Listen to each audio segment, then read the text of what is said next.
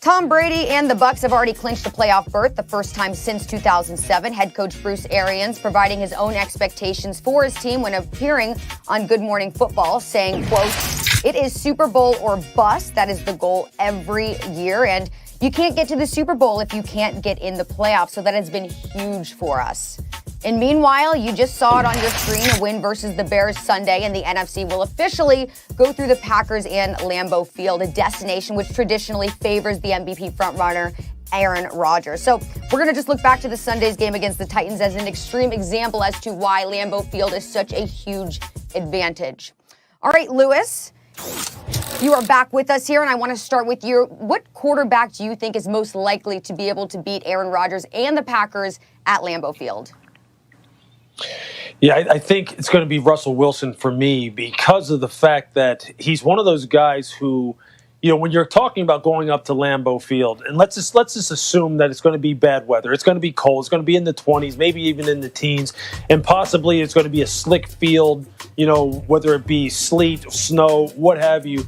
Russell's one of those ad-libbers, one of those second reaction throwers, off-schedule type of playmakers that could just give a defense fits, and he can match Green Bay's firepower offensively, namely Aaron Rodgers, and that combination run-passing attack, I believe, point for point, as long as he's able to get the kind of protection that he needs and that his wide receiver core is healthy and that they are at full strength going into that football game. I think he has the kind of ability and he has the kind of mental wherewithal and resilience to be able to withstand what is really just ridiculously tough conditions in order to, you know, when you're talking sustaining your mental focus and sustaining your ability to physically perform for 3.5 hours in that kind of environment. It is a tough situation. And that's not to say that guys like Drew Brees and or Tom Brady couldn't do the same. But I think Russell is uniquely qualified in order to handle this kind of thing. I think this football team, because of the fact that it is a traditionally run-centric football team that can really pound the football and take some air out of the football and keep it away from a guy like Aaron Rodgers,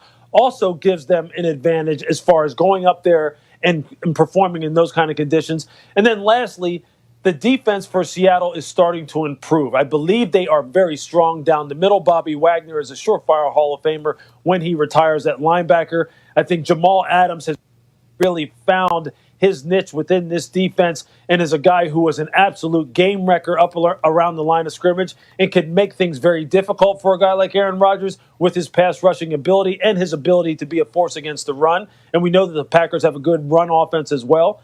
So I think Seattle just overall would give them a tough matchup up there. I think, look, the Saints can do it as well because of their defense and because of the fact that they have Alvin Kamara. The Bucs can do it just as well because Tom Brady is the greatest winner that this league has ever seen. But I really like Seattle's chances if they have to go in there and give Green Bay a run for their money.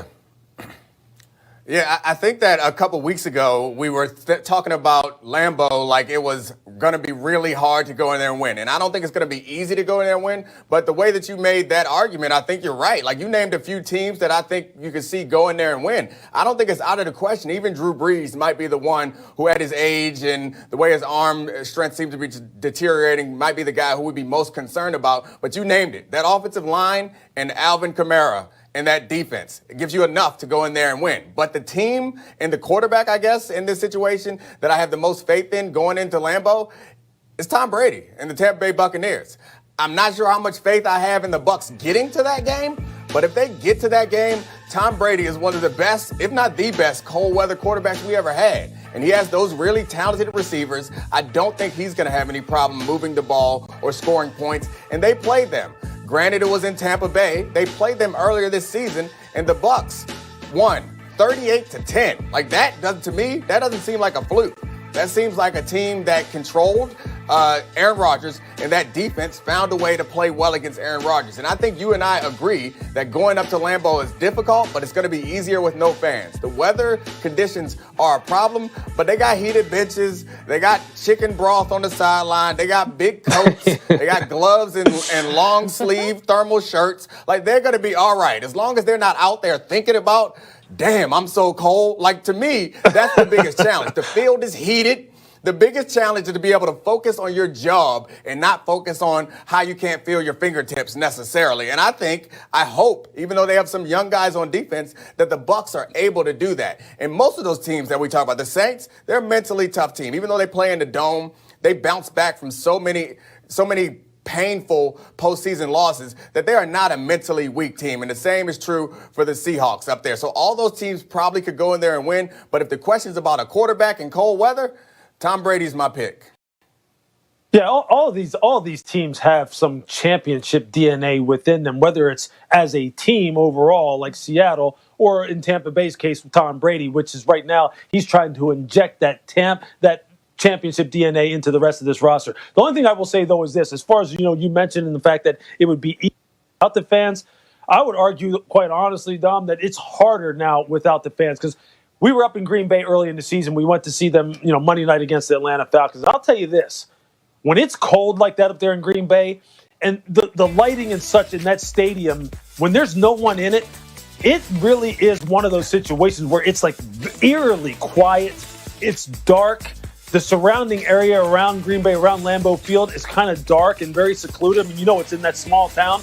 And for a football team, look, if you don't come out the gates humming as a visiting team and it's cold and it's snowing and it's dark, and you just see in that bowl, it's kind of dark in the upper areas of that stadium, and you're freezing your rear end off, and Aaron Rodgers is lighting you up. If you don't come out the gates humming, many times people are sitting there going, "Hey man, how much time is left on this clock? How quick can we get back into that locker room on this bus and back to the Green Bay Airport or Appleton or wherever you fly out of and get me out of here?" Because that cold up there. Yeah. That cold up there is a different kind of cold, man. It's the kind of cold that makes you want to say, look, I know that as a broadcaster, I was thinking, how quickly can we get back to the truck? I don't even want to sit out here on this football field. So, if you're in there in an empty stadium and you can hear everything and you come out there and Aaron Rodgers starts lighting you up, it's a different kind of thing going up there. And Aaron talked about it. He said, look, it's really just a race to see who can last the longest. Which team can withstand it the longest? And they're used to it. And if you're not used to it, that's a different animal up there, man. It's a different. That's why, you're right. You just hope the Green Bay gets knocked out before you have to go up there. Yeah, I've been there before, not in the playoffs, but a couple times, never without fans. But you're right. We landed and stayed in Appleton, and that drive is a real sad drive.